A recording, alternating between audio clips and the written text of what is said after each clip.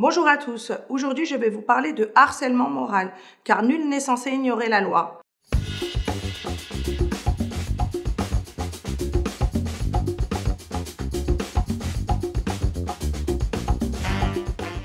Le harcèlement moral est interdit par le Code du travail et par le Code pénal.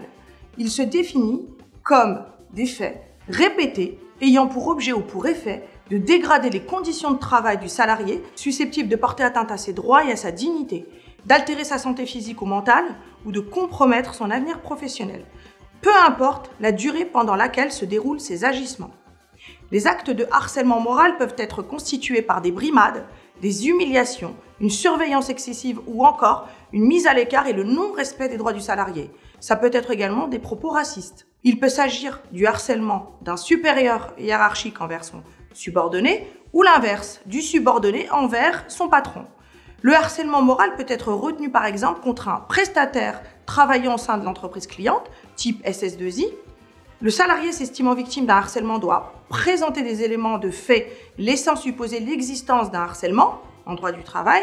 En matière pénale, des témoignages de collègues ou de clients ou des certificats médicaux peuvent constituer des preuves matérielles.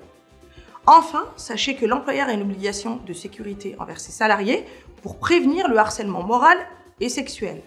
Il s'agit d'une obligation de résultat.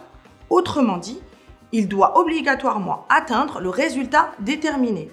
Le harcèlement moral est puni de 2 ans d'emprisonnement et de 30 000 € d'amende. Si vous êtes confronté à ce type de situation, n'hésitez pas à contacter notre cabinet. Je vous remercie de votre attention et vous dis à très bientôt. Au revoir.